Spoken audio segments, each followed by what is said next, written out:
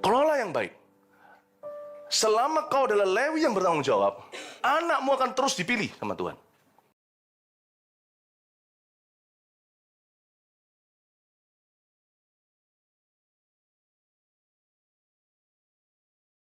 Akan duduk kembali.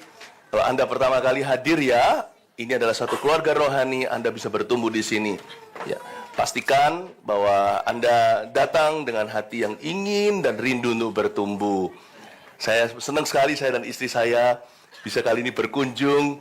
Udah pingin banget berkunjung ke GMS Hong Kong, tapi selalu berhalangan karena banyak urusan. Praise the Lord, kali ini senang sekali. Kemarin Jumat sempat ketemu dengan para leaders, para pemimpin, ya, CGL-nya, cell group leaders-nya, dan juga yang lain-lain. Senang sekali. Setiap kali datang ke gereja, GMS di mana-mana seluruh dunia, rasa welcome home, rasa seperti di rumah. Kalau Anda belum punya rumah rohani, jadikan ini rumah rohanimu. Jadilah batu-batu hidup untuk membangun bangunan Allah. Ya, bangunannya bisa berganti. Puji Tuhan, hari ini kita resmikan tempat baru. Haleluya. Bangunannya bisa ganti ya. Tetapi gereja itu orangnya. Church is the people, you know. Orang-orang yang sungguh-sungguh. Yesus memulai gereja perjanjian baru karena Yesus tahu kita butuh. Atau Yesus naik ke sorga, dia tinggalkan satu komunitas iman. Dia berkata, 2 atau 3 orang berkumpul dalam nama aku ada di sana. Saya percaya hadirnya GMS di Hong Kong akan membawa perubahan besar. Baik buat orang Indonesia, keluarga-keluarga, family di sini, students, mahasiswa, PMI. Tapi juga untuk orang-orang Hong Kongnya. Gereja itu nggak pernah gereja Indonesia, gereja Hong Kong. Gereja itu gereja Tuhan. Amin. Tadi saya sudah perkenalkan Pastor Haryanto dan Bu Melisa. Nanti Anda silakan terus connect dengan mereka. Mereka orang baik-baik kok. Malah lebih baik dari saya. Pada waktu saya nggak ada di sini, Pastor Moro akan datang pergi. They are your pastors. 他们就是你们的牧者。Pendeta, gembala. Inilah hubungan kita dengan gembala. Itu unik. Saya, bagi gereja-gereja lain, mereka sebut saya pendeta Philip. Tapi bagi jemaat yang saya gembalakan, itu gembala saya. Di luar sana mereka lihat saya pendeta. Saya tetap pendeta. Dari dalam mereka lihat saya gembala. Itulah hubungan antara gembala dan jemaat. Nah, di gereja kita itu punya satu ikawenhua, ada satu kebudayaan. Kalau pendeta sendiri yang khotbah, itu tempat-tempat, apalagi kalau di Surabaya Barat, itu misalnya penuh orang datang semuanya. Bahkan acara-acara tertentu bisa overflow tuh. Pendeta luar malah justru, ya oke, mereka merasa seperti dapat vitamin segar. Tapi kalau gembala sendiri, itu makanan utama. Sekvan lah. Hah? Seperti itu perasaannya. Makanya gereja kita bertumbuh. Bertumbuh sampai sekarang mulai bertumbuh keluar. Bahkan ke luar negeri. Hari ini kita dipercayai Tuhan dengan 128.000 murid di dalam gereja kita. Gerejanya besar, tapi nggak kerasa. Kerasa kecil karena di dalam CG kita semua terhubung. Kita rasa seperti nggak sendirian. Siapa di sini yang sudah anggota tetap CG, angkat tangan? Tetap diangkat tangannya. Lihat kiri kanannya yang belum angkat tangan. Salami, katakan, ayo gabung yuk.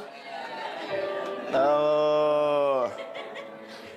Oke, hari ini ya. Hari ini kita akan 3 kali, saya akan 3 kali berkhotbah. Menunya dimunculkan. Ya, ada 3. Kebaktian 1 berjudul Tuhan belum selesai dengan kita. Tuhan kebaktian 2 judulnya, ada nggak ya menunya? Kalau ada dimunculkan, kalau nggak ada saya sebutkan aja. Nggak ada ya. Oke, 3 kali. Tuhan belum selesai dengan kita. Ibadah 2 judulnya, bawa masalah hidupmu ke gereja. 3 judulnya, doa sampai plong. Oke, jadi 3 kali, lalu nanti ada baptisan. Baptisan selam kalau belum, kita segera ya, jangan ditunda. Karena itu hari ini nggak perlu Van Hoke. 今天不回家 当然要回家啦, Van Hoke lah, pastilah. Apalagi yang kerja ya, jangan lari nanti majikannya cari. Nanti cari saya gimana? Ya, jadilah berkat di tempat kerjamu ya, jangan. Nah, tapi nanti 3 kali ini usahakan bisa ngikut semua. Lalu yang mau dibaptis tunggu nanti setelah kebaktian 3. Mari kita belajar sama-sama dari cerita satu keluarganya keluarga Elkana. Dan ini adalah papa mamanya Nabi Samuel. Maka kita buka sama-sama kitab 1 Samuel pasal 1 ayat 1 sampai 6. Pembahasan kita di ibadah pertama. Ada seorang laki-laki dari Ramat Aim Zofim, dari pegunungan Efraim, namanya Elkana bin Yeroham bin Elihu bin Tohu bin Suf, seorang Efraim. Orang ini mempunyai 2 istri. Semua berkata, oh, this spells trouble, man. This is not good. Orang ini mempunyai 2 istri, yang seorang bernama Hana dan yang lain bernama Penina. Penina mempunyai anak, tapi Hana tidak. Orang itu dari tahun ke tahun pergi meninggalkan kotanya untuk sujud menyembah dan mempersembahkan korban kepada Tuhan semesta alam di Silo. Di sana, Silo ya, bukan Silo. Di sana yang menjadi imam Tuhan ialah kedua anak Eli, Hofni dan Pinehas.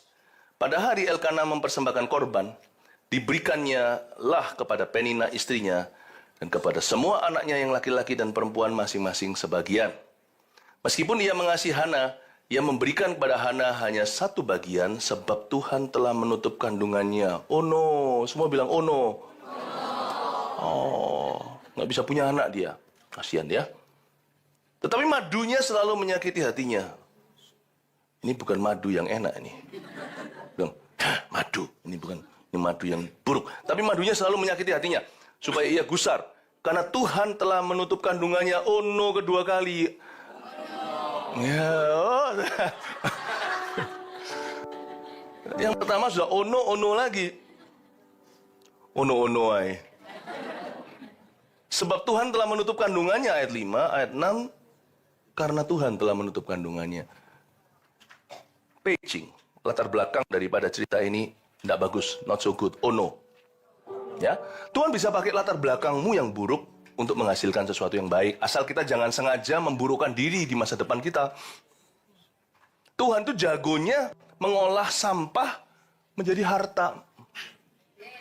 Itulah sebabnya kita harus yakin dulu, semua dimulai dengan satu iman bahwa God is not finished yet with me. Tuhan belum selesai dengan aku. Saya belum game over. Mungkin ada juga yang latar belakang keluarganya itu berantakan. Atau lebih parah, latar belakang pernikahannya. Ada juga yang mengalami kebangkrutan. Ada pula yang mengalami trauma. Tapi rencana Tuhan itu selalu bermula dari seorang yang mencari wajahnya. Kalau kita mencari Tuhan, kita punya harapan. Rencana Tuhan itu selalu bermula dari seorang individu yang mau sungguh-sungguh. Dan orang itu dalam cerita ini adalah Elkana. Saya bacakan ayat 1. Ada seorang laki-laki dari Ramat Aim Zofim. Berhenti di sana. Ada seorang laki-laki, terlebih lagi, kalau dimulai oleh seorang pria yang takut akan Tuhan. Bahasa Inggrisnya, God's wonderful plan always begins with a godly man. Dalam hal ini laki dan perempuan sama ya, jangan merasa diri lebih gimana. Oh, no. Justru wanita itu punya tempat istimewa. Ya.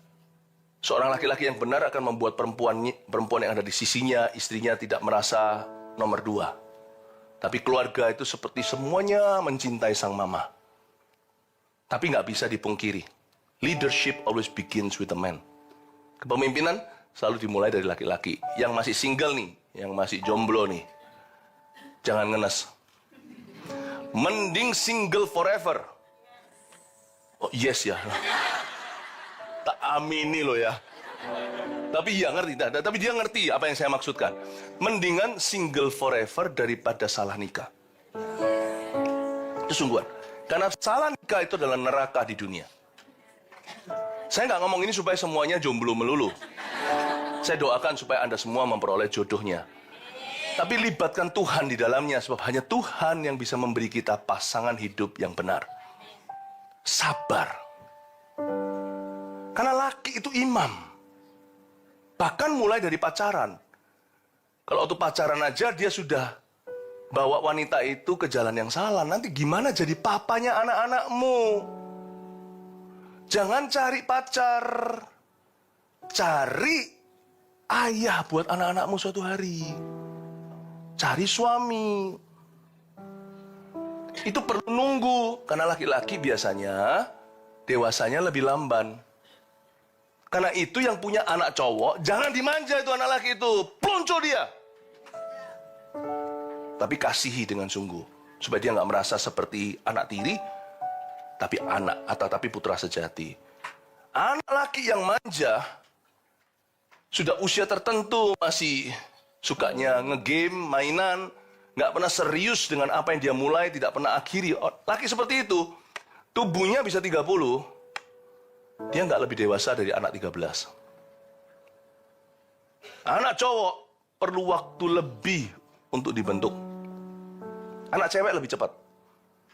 Nggak percaya? Suatu hari mereka waktu usia seperti anak gembalamu ini, mereka sama tinggi.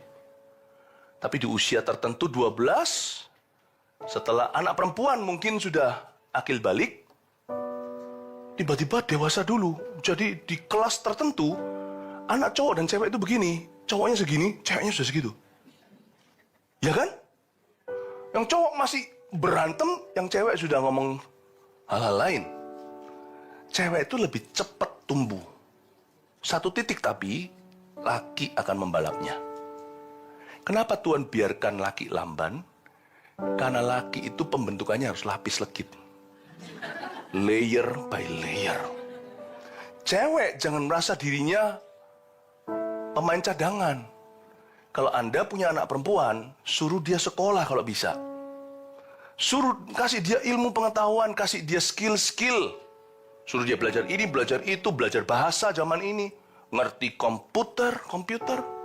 Kata orang zaman ini sekarang itu orang hanya perlu punya 3 bahasa untuk mendunia. Bahasa Inggris, bahasa Chinese, dan bahasa komputer. Suruh pinter, itu anak perempuannya. Yang jago segala sesuatu. Saya punya anak perempuan, saya dan istri saya. Yang anak pertama kami Vanessa, anak kedua Jeremy dan Warren, cowok. Anak saya yang Vanessa belajar macam-macam, serba bisa. Dan juga seorang karateka. Sebentar lagi tahun ini atau awal tahun depan sabuk hitam. Bukan supaya berantem dia, tapi supaya confident. Suatu hari kalau cowoknya itu bukain pintu bukan karena dia nggak mampu, tapi karena dia menghormati sang cowok itu. Kami punya menantu namanya Davin. Mereka baru menikah bulan 8. Menantu saya sangat adore, sangat cinta sama anak perempuan kami. Kalau dia sampai bukakan pintu, Vanessa masuk bukan karena dia nggak mampu buka pintu sendiri. Tapi karena karena orang ini adalah laki-lakinya. Dia menghargai, menghormati dia sebagai kepala. Bukan karena ketakutan, tapi karena cinta. Anak perempuan kami serba bisa.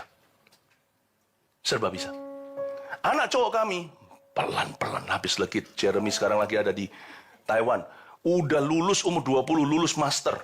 Lulus S2. Umur 20, termasuk salah satu yang paling muda dalam sejarah universitasnya. Udah pulang kan? Nggak bisa langsung enak. Langsung saya kirim ke Taiwan belajar bahasa 3 bulan. Ngekos lagi.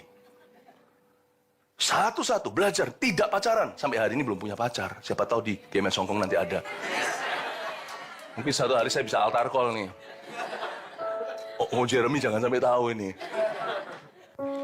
Saya ngomong sama mamanya ngomong gini, Jeremy, kalau kamu kuliah, pokoknya kamu belum lulus kuliah, kamu punya pacar, kamu boleh jadi pendeta, tapi tidak di gerejanya papa mamamu.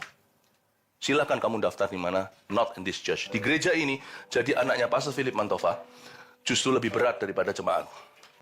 Saya bilang, utamakan dulu cinta kasihmu ke jemaat, jangan kehidupan cintamu. Nggak usah pacaran dulu, mikir dulu hanya untuk kepentingan jemaat. Doa siang malam untuk mereka, doa untuk misi. Jadi di tempat kosnya dulu waktu dia berada di tengah, di perutnya Amerika, di Tulsa, Oklahoma. Orang lain itu sekolahnya di tempat banyak orang Indonesia. Di tempatnya dia, orang Indonesia bisa dihitung sama jari. Di situ dibeberkan peta seluruh dunia. Dan gereja kita ada di mana-mana. Dia doa. Jadi namanya orang nggak pacaran yang nganggur kan. Jadi kalau di antara sekolah kan dia hanya berdoa untuk misi dunia. Anak kami Warren, umur 16 tahun, udah sekolah ke luar negeri, mau sekolah finance. Suatu hari akan membantu papa mama di dalam urusan-urusan gereja. Maksud saya ngomong gini adalah cowok itu pelan-pelan. Jangan cepet-cepet dikit-dikit kasih mobil. Oh iya, Pastor Philip, andai aku bisa kasih mobil anakku ya. Sebagian kita. Atau jangan dia kasih apa? Jangan diam-diam mentah-mentah kasih mentahan uangnya. Ajari dia tanggung jawab dulu. Laki itu lebih lamban. Kenapa? Karena Tuhan mau mereka jadi leader, pemimpin. Karena itu Tuhan pun secara biologi tumbuhkan mereka lebih pelan daripada perempuan. Supaya perempuan cepat mempersiapkan diri, lalu tunggu di garis startnya. Tunggu pria itu nanti datang menjemputnya. Tapi seorang laki-laki, dia harus perlahan-lahan membangun dirinya. One by one, step by step, heart to heart. Satu demi satu. Ipu. Selangkah demi selangkah. Tidak ada yang bisa melompat. Laki itu harus jalan dengan Tuhan di masa mudanya. God's plan always begins with a godly man. Karena seorang pria yang salah, cilaka keluarganya. Cilaka bangsanya. Celaka yang namanya pekerjaannya kalau itu. Karena seorang laki-laki itu punya bakat dari lahir untuk jadi pembangun atau perusak. Saya ngomong gini untuk mengingatkan Anda. Ada kata ada seorang laki-laki ini powerful sekali. Dan saya mau tunjukkan pada Anda kelemahan dan kekuatannya Elkanah. Supaya Anda melihat bagaimana Tuhan bisa memakai seorang laki-laki dalam kelemahan dan kelebihannya asal hatinya mau dibentuk sama Tuhan. Apa yang saya sampaikan hari ini semoga berguna. Saya kasih aplikasinya di depan dulu. Gimana membesarkan anak perempuan, bagaimana membesarkan anak laki-laki. Oke? Dan juga bagaimana menjadi seorang pria yang takut akan Allah. Dan juga bagaimana menjadi seorang wanita yang takut akan Tuhan. Mari kita lanjutkan dalam cerita ini. Ada seorang laki-laki dari Ramat Aim Zovim. Mana itu? Dari pegunungan Efraim. Kita tahu Efraim adalah salah satu suku besar Israel. Namanya Elkanah bin Yeroham. Bin di sini itu artinya itu anak siapa? Ya, sama seperti bahasa Indonesia bin siapa ya? Ya. Asal kita bukan bukan Mr. Bin ya. Bin Elihu, bin Tohu. Tofu ah. Chou tofu ah. Bin Elihu, bin Tohu, bin Zuf, seorang Efraim. Waktu saya pelajari ini, Anda tidak perlu studi satu-satu, biar saya sebagai guru. Saya selidiki, bin ini semua. Saya rasa kayaknya ini ya, Elkanah ini keturunannya kaum Lewi, kayaknya. Kalau saya baca ini, bin Tohula, bin Elihu. Ini kalau, ya namanya sebagai guru ya, saya harus pelajari dulu materi sebelum saya bagikan ke student atau murid-muridnya kan. Jadi waktu saya pelajari, saya menemukan rasanya kayaknya ini orang Lewi ini anaknya, keturunannya. Inilah kelebihan orang-orang yang Kristen generasi kedua. Kalau dididik dengan benar ya, mereka tidak mulai dari titik rendah yang sama. Makanya papa mama kalau Anda sudah Kristen dulu, yang sungguh-sungguh di gereja, jangan suka on-off bolong-bolong. Nanti anaknya nggak bisa punya disiplin yang sama. Anaknya nggak bisa punya disiplin yang baik nanti. Kalau Anda sudah takut akan Tuhan, jangan murtad lagi jalan. Karena orang yang sudah Lewi itu kan pelayanan. Suku Lewi adalah suku yang melayani Tuhan di Perjanjian Lama. Itu anak-anaknya itu diberkati. Beneran. Sama dengan bahasa. Ya, waktu saya jalan di jalanan Hong Kong sini, saya selalu mikir, wih kok bagus banget ya kantonisnya ya. Anak-anak muda loh. Bagus loh kantonisnya. Itu les di mana saya nggak tahu. Ya soalnya orang Hong Kong. Anak-anak kecil loh. Itu kecil. Anak-anak kecil. Hah? Lalu berkata, wah ngomongnya lancar. Waktu saya berada di Eropa, saya dengar mereka ngomong Perancis. Anak kecil. Saya cuma tahu bonjour. Kok bisa? Ya itu kelebihannya second generation. Papa mamanya sudah mother tongue. Papa mamanya udah ngomong bahasa itu. Anak tinggal. Waktu saya berada di Taiwan, saya Chinese-nya lumayan. Waktu itu saya diberitahu sama satu guru di situ, seorang jemaat ya berkata, Beli Musa, Pastor Philip, Chinese-mu bagus, Chinese-mu itu sama dengan level orang di sini itu anak-anak kecil kelas 6 SD. Lu angkat gua lalu lu jatuhin. Tapi lumayan loh. Lumayan. Saya punya Chinese masih oke. Daripada Pak Semoro punya Mandarin. Kenapa? Saya kalah. Saya kalah garis start. Mereka lahir. Saya masih harus belajar. Kalau Anda udah Kristen dulu, pegang itu. Berkat Abraham itu anak-anak cucumu. Jangan tuh sini sendiri juga mundur-mundur dari Tuhan. Lalu suam-suam kuku. Ngapain jadi orang Kristen lalu suam-suam kuku? Dimuntahin tahu nggak sama Tuhan? Jangan suam-suam kuku, berapi-api, horor. Sungguh-sungguh berapi-api untuk Tuhan. Di gereja itu jangan on-off, bolong-bolong, pindah-pindah gereja. Kalau nggak ke sini, ya sudah mendingan nggak usah ke sini sama sekali. Sungguhan. Buang-buang waktu. Buang-buang waktumu, buang-buang waktu gerejamu, buang-buang waktu gereja ini. Kalau memang ke sini, udah jangan kemana-mana. Ngapain pergi kemana-mana? Kita tuh nggak butuh 2 gereja untuk menumbuhkan kita. Kita itu nggak sepenting itu kok. 1 gereja cukup untuk menumbuhkanmu. Pilih Ki. Supaya kita itu punya satu garis lurus. Anak kita bisa ikuti nanti. Tapi Pastor Philip nggak tahu rumah tanggaku berantakan. Suamiku gimana. Suaminya kalau gagal jadi pemimpin, Anda bisa jadi wakil ketua kelas. Di mata Tuhan ada seorang perempuan yang bisa mempertahankan rumahnya seperti Naomi terhadap Ruth. Itu nanti keturunannya diberkati. Memang betul nggak sempurna, nggak ideal sih. Tetapi kalau Anda gigih, masih ada berkat Tuhan menyertai.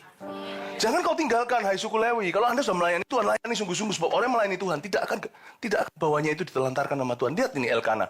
Elkana ini adalah papanya Nabi Samuel itu loh. Nabi Samuel yang mengurapi Raja Saul, Raja pertama Israel, dan mengurapi Raja kedua, Raja Daud itu. Ini Samuel itu. Ini bapaknya. Nggak heran anaknya jadi nabi besar.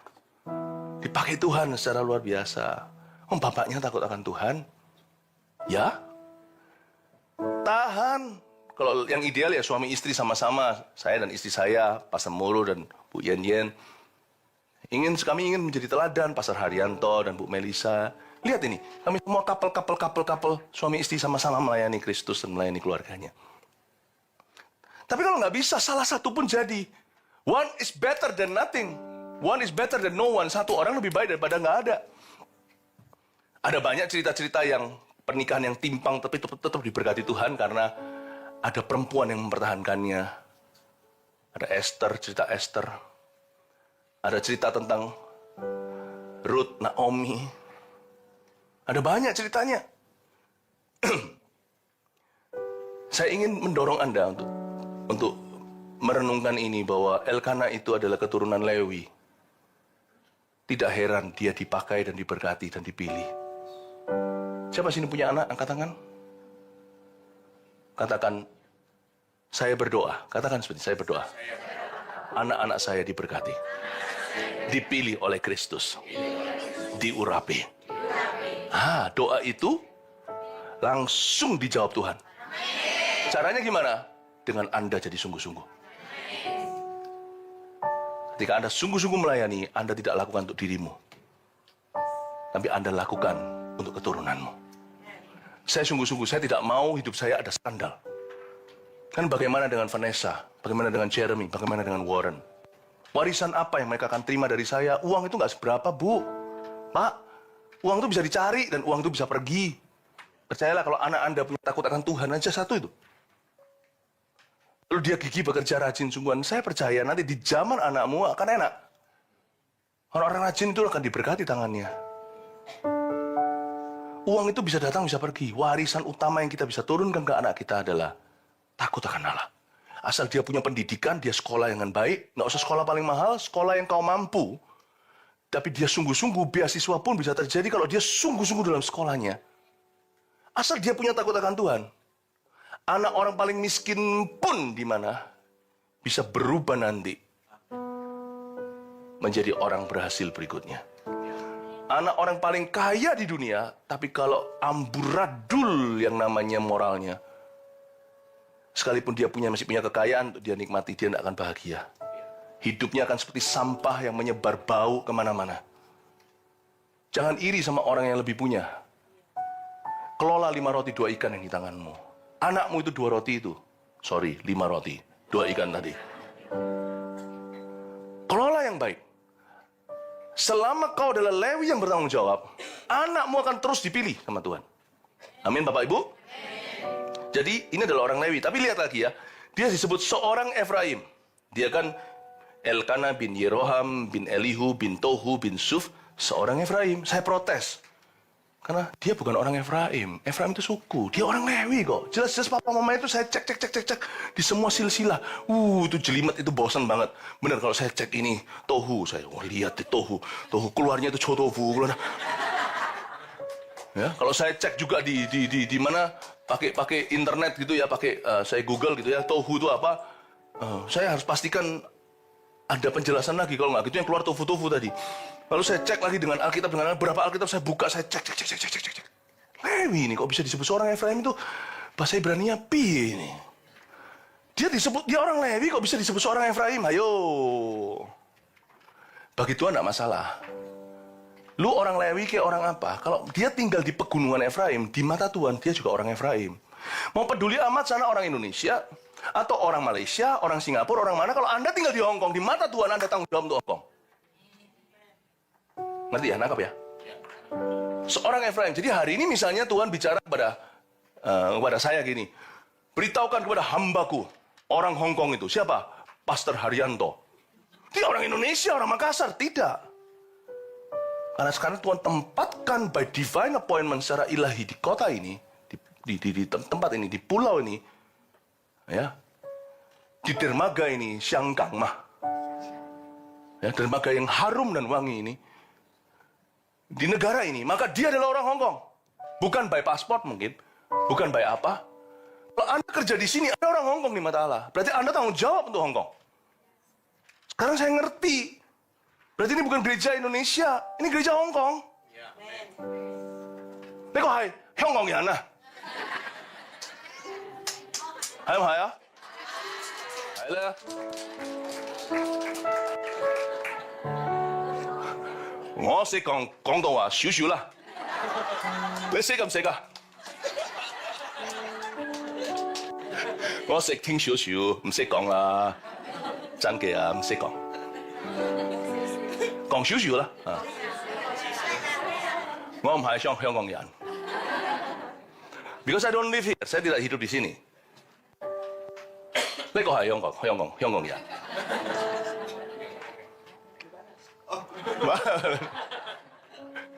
燒米啦，黑狗啦。Orang Efraim? No. Elkana bukan orang Efraim. Tuhan berkata, no, Elkana orang Efraim. No, ini ya, oyotnya, sukunya berkata, tidak, Elkana itu orang Lewi. Tuhan berkata, no, dia orang Lewi yang di Efraim, dia orang Efraim. Cara pandang Tuhan, tolong pelajari. Tuhan tidak akan pedulikan sana lahir di mana. Tapi di mana kau ditempatkan, lahirkan tempat itu di hatimu. Kalau nggak itu percuma kerja sampai dapat uang gimana, percuma.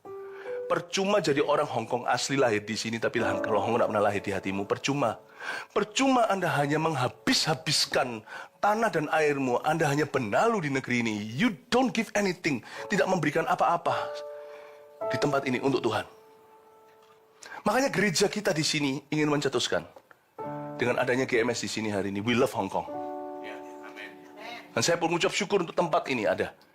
Sehingga Yesus yang mau lahir bukan sebagai juru selamat lagi, tapi pesan Yesus itu mau sampai ke seluruh Hong Kong ini lewat gereja ini. Kita tidak perlu lagi di palungan. Kita punya tempat yang decent. Tapi saya yakin tempat ini, Pastor Haryanto, pendeta Hong Kong ini, tempat ini cepat lambat gak akan cukup lagi.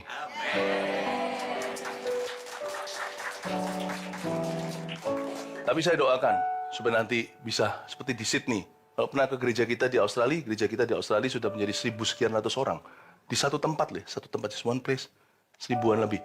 Itu sampai level 1, level atasnya semuanya diambil. Ya begitulah. Gak palungan tapi biar tambal sulam. Kita bukan orang Indonesia di Hong Kong. dalam hadirat Allah. Kita orang Hong Kong berdiri untuk Hong Kong. Amin Bapak Ibu Saudara. Ngomong kanan kirinya, Leko hai. Hong Kong kan? Amin. Kasih tepuk tangan untuk Tuhan. Ayat 2 nggak bagus nih, ayat 2 nih. Orang ini mempunyai 2 istri. Gini ya, ini bukan Elkananya gimana, karena yang namanya poligami itu suatu fakta di beberapa kebudayaan, zaman ini bahkan, apalagi zaman dulu. Tapi, ayat ini bukan berarti Tuhan menganjurkan atau memperbolehkan. Karena semua yang poligami di Alkitab itu semua digambarkan masalah seriusnya. Kalau Anda membaca langsung tahu kok Tuhan berkata jangan. Tapi ya sudah, Elkana ngalami itu. Makanya tadi saya bilang apa? Elkana bukan orang sempurna. Dia ada kelebihan, kelemahan. Tetapi dalam cerita ini Tuhan pun bisa pakai kekacauan hidup seseorang untuk mendatangkan kebaikan. Allahmu itu begitu daulat. Dia bisa pakai apa yang buruk di dalam hidupmu dan menjadikannya sesuatu yang indah. Kalau gitu gimana? Ayo kita melakukan yang buruk yuk. Salah. Enggak. Jangan nantang. Jangan nantang Tuhan. Tapi kalau kita terlanjur masuk di dalam sesuatu yang rasanya susah keluar, rasanya ini, aduh, ini keruh dalam hidupku, serahkan ke Tuhan Yesus. Kebaktian nanti, bawalah masalahmu ke Tuhan. Ke gereja. Ini yang terjadi. Orang ini mempunyai 2 istri, yang seorang bernama Hana, yang lain lagi bernama Penina. Penina mempunyai anak, Hana tidak. Nggak enak ini. Cowok punya 2 istri, yang satu punya anak, yang satu enggak. Ya pasti yang punya anak pasti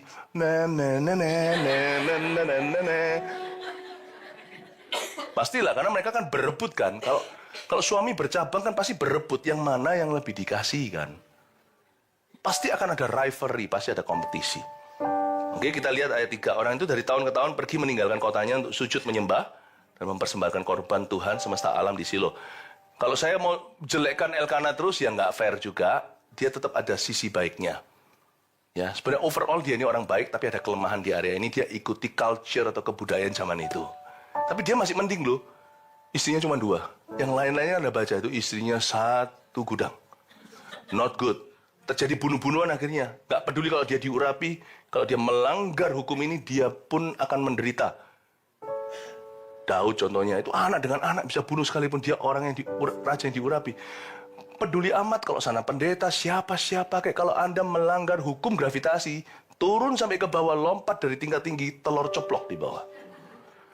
Anda mau punya pelayanan kayak pengetahuan tentang Tuhan, kalau Anda punya istri, tidak setia pada istrimu, Anda punya simpanan, keluargamu pasti berantakan. Nggak peduli Anda doa 7 jam sehari, nggak peduli. Anda nggak peduli kalau Anda bisa kutip Alkitab.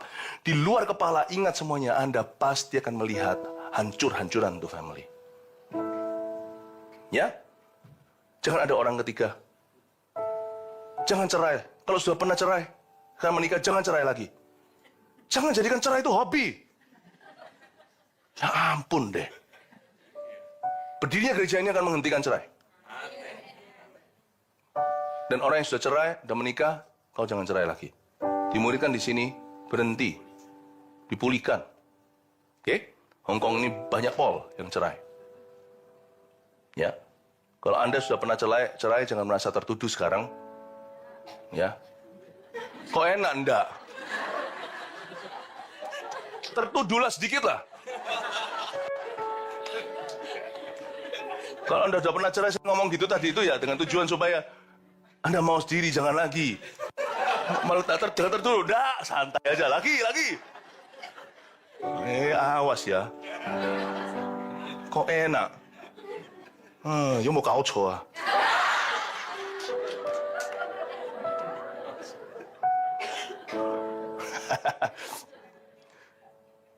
Tapi saya tunjukkan di sini Elkana masih ada nilai positifnya, bagusnya. Di sini. Coba lihat ya. Dia dari tahun ke tahun kan pergi ke gereja. Zaman dulu gereja itu jauh. Mereka di Silo. Ini Silo sebelum akhirnya nanti suatu hari pindah Yerusalem. Silo itu dihancurkan nanti oleh, dalam sejarah, ketika nanti itu terjadi perang, Silo itu hancur. Dulu bukan Yerusalem. Pusat rohania Israel itu Silo. Nah, di Silo ini, Orang-orang Israel harus ke sana. Jadi dulu tuh gereja nggak ada banyak di mana-mana. Dia ada di Shilo, ya semua Israel utara selatan harus ke situ. Harus ke sana. Jadi dulu itu gereja cuma ada di satu tempat. Nah, mereka, tapi si Elkana mesti tiap tahun datang ke situ. Perjalanan panjang, karena dulu belum ada MTR, belum ada bus. Mereka jalan. Dan dia ke situ sekalipun, coba baca ayat 3b, di sana yang menjadi imam Tuhan ialah yang jadi pendetanya di Shilo ya. Are you ready? Kedua anak Eli, Hofni dan Pinehas. Hofni dan Pinehas, saya kasih sedikit. Ini hari ini Bible study ya, Anda datang ke gereja harus belajar Alkitab. Hofni dan Pinehas adalah dua anak muda yang berprofesi pendeta. Anaknya pendeta besar namanya Eli. Dua anak ini, Hofni dan Pinehas, punya dua skandal besar. Dan itu terus terjadi, skandal seksual dan juga skandal finansial atau keuangan. Ini gereja dipimpin oleh hamba Tuhan yang skandal. Dan itu skandalnya bukan terjadi, sorry, tapi terus tiap minggu. Tapi Elkana tetap ke gereja. Ini orang saya kagum. Ini tipe orang yang pergi ke gereja yang hancur-hancuran moralnya. Tapi dia tetap bisa melihat Tuhan. Puji Tuhan, anak-anak kita tidak harus melalui cerai. Kalau Anda menikah dengan benar, mereka tidak perlu punya trauma papa mama pisah. Itu the best skenario. Kenapa sih anak harus mengalami trauma? Karena mereka di zaman ini, zaman edan ini, pasti harus menghadapi musuh mereka sendiri. Nggak usah musuhnya papa mama lah.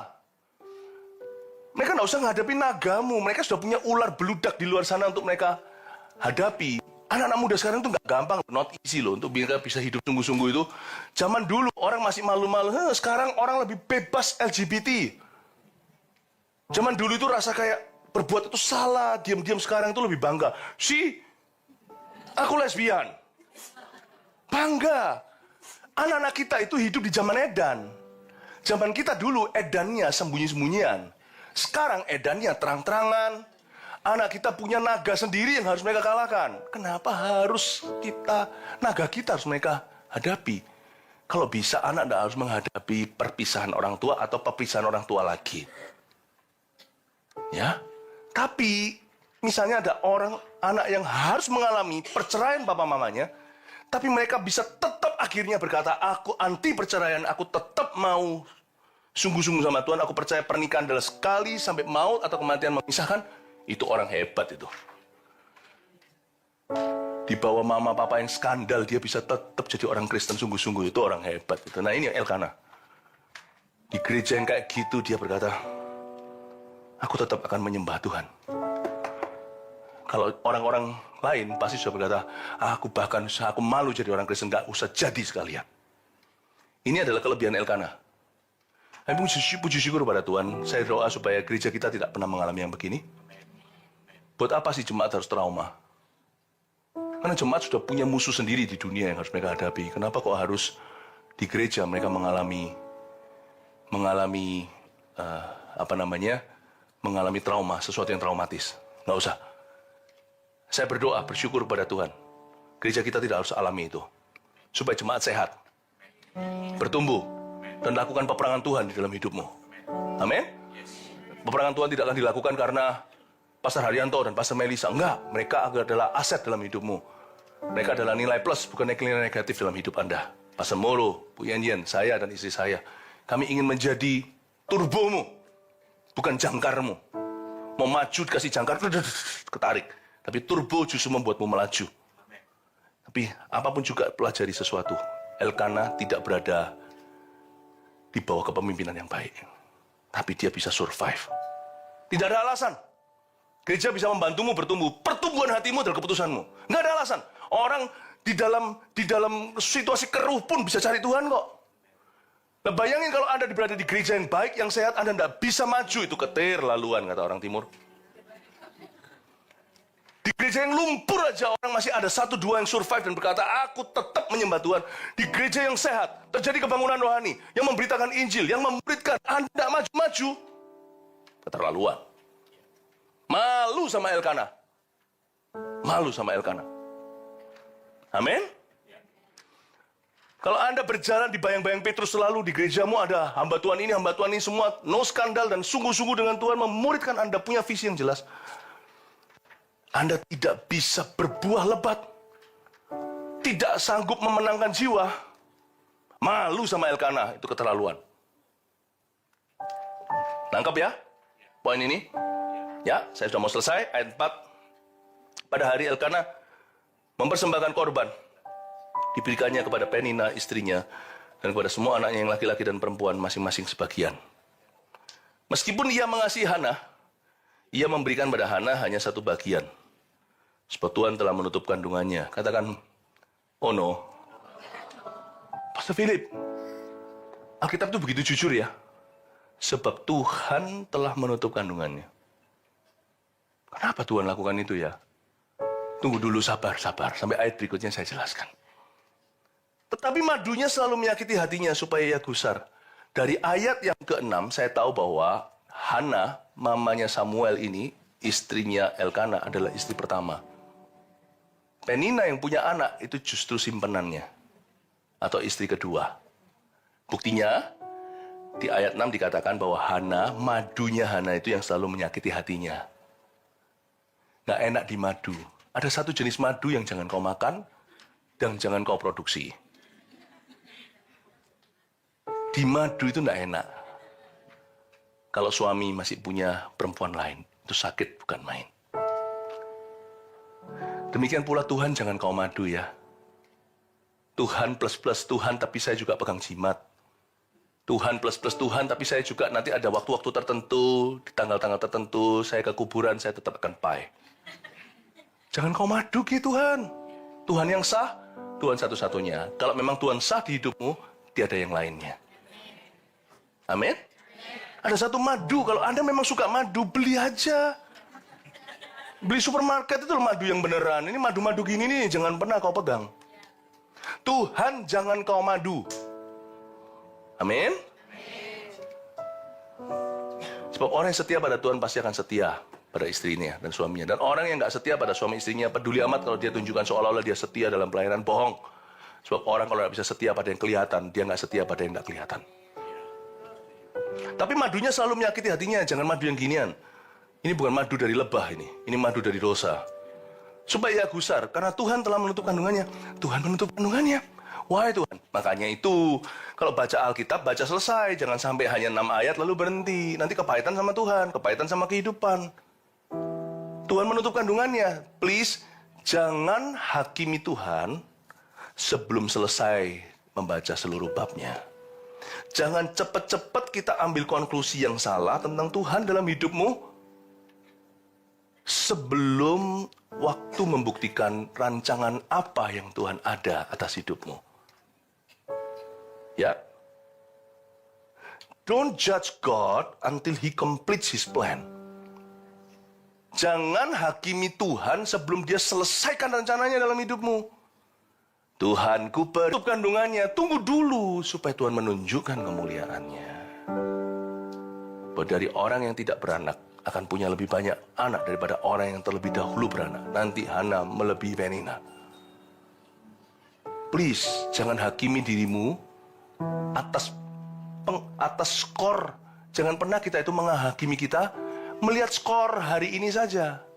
Saya tidak pernah mengadili diri saya sendiri atas kejadian hari ini, sebab saya masih ada hari esok.